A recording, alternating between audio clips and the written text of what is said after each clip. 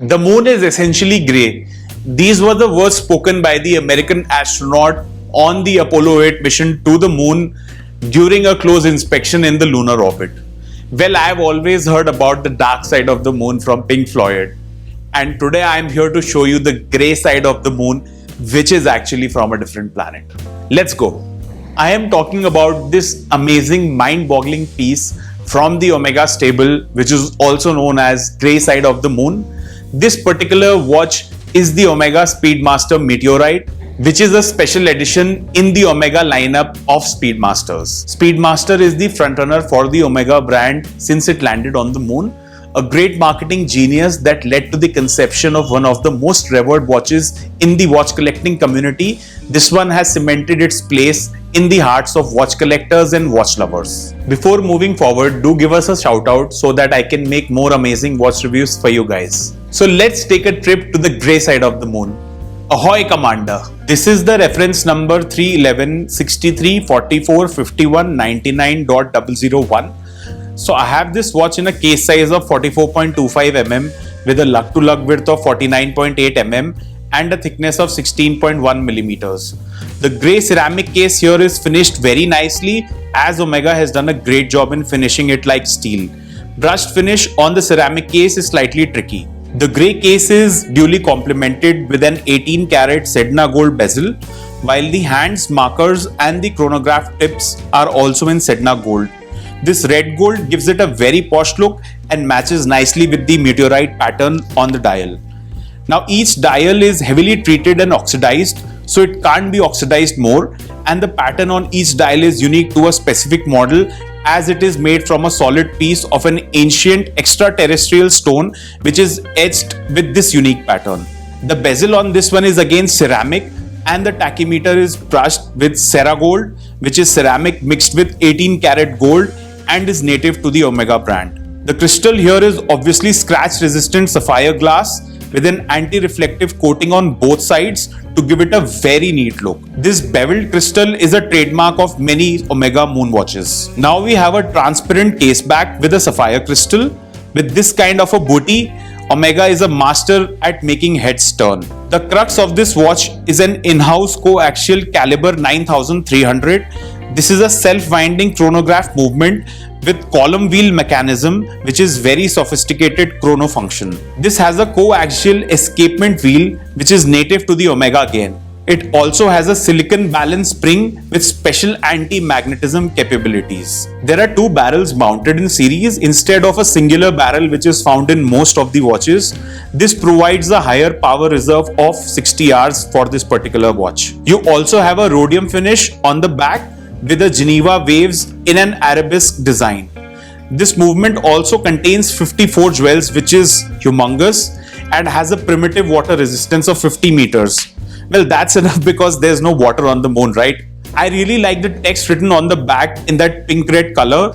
Everything is scripted on the back so that you can admire your watch from time to time. Honestly, I'm still in awe of this watch. When you see inside the dial, it has a 60-minute and a 12-hour recorder at the 3 o'clock position. Now this mini dial is a super cool metallic inner ring which is nicely angled and applied on the dial for a 3D look. You also have the small seconds dial at the 9 o'clock position. Apart from that, you can see the regular hour and minute hands with the chrono seconds hand to track the time. You can also click on the top crown to start or stop the seconds hand and the lower chrono button to reset the chrono hands. The click is very solid, something that you would expect at this price point. I have a plastic Moonswatch and the chrono hands on that one are not even close to this one. To set the time, the crown has 3 positions. The crown also has an Omega logo etched onto it, which is in ceramic too. The first position on the crown is the resting position. When you pull it out into the second position, you can move the hour hand front or back as well. It won't break, and that's the speciality of this one. The hour hand will move front or back in 1 hour intervals, and you will have to use it to adjust the date. Now obviously when you are setting the date, move the hour hand and repeat it in the same cycles to get the desired date. After this, if you pull out the crown further into the third position, you can rotate the crown in anti-clockwise direction to set the minute hands to the exact time.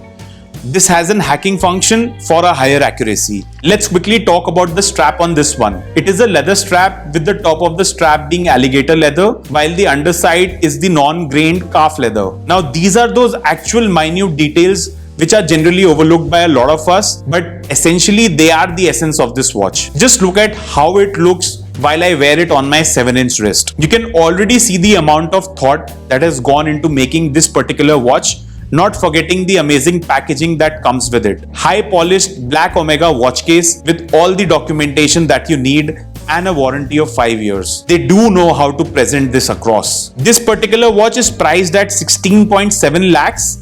While you can find various options available at different prices. You have the variants available in a white ceramic or a black ceramic case with multiple strap options available, including leather and NATO straps. Since we are on this topic, let's quickly understand what alternatives do we have in this price range. The first and the foremost brand that comes to my mind is the Zenith Chronomaster. This is a very good watch, a heritage brand, and this particular watch is the source of inspiration for Rolex Daytona. The second option in my mind is the Rolex Yachtmaster in 40mm. This is again priced around the $15,000 mark, and if you're looking to buy a Rolex, go for that one. If you're into Panerais, you can also go for the Luminor GMT or the Luminor Marina. I find it a really cool option, but some people really do not prefer this brand. The fourth option and one of my most favorites is GP's Laureato. Now this particular watch comes in a variety of colors, derives its inspiration from the Gerald Genta design, and is one of the best watches to buy in this price segment. The next in line is the Erlanger and Zona. Although this brand is really far-fetched, especially in the price segment that we are venturing into, but they have a really good option in the form of Saxonia, which is their entry-level watch. The last and the foremost brand is the JLC. How can you forget the Reverso? And then you also have Polaris in the form of a chrono. Here are my 2 cents on this particular brand. Omega has done a really good job with the dark side, the bright side, and the grey side of the moon, especially with its Speedmaster series. They've played really well with the kind of materials they've used in their watches. They've also mastered the art of creating perfect movements, which gives brands like Rolex a run for their money. Being a special edition in the Omega Speedmaster series, this watch already has a lot of takers. So if you're out there scrounging to buy a watch under 20 lakhs or $15,000, go for this one. Would there be a better watch to adorn your wrist than this one, which was the part of the single most important event in the history of mankind, that is landing on the moon? So what are you wearing today?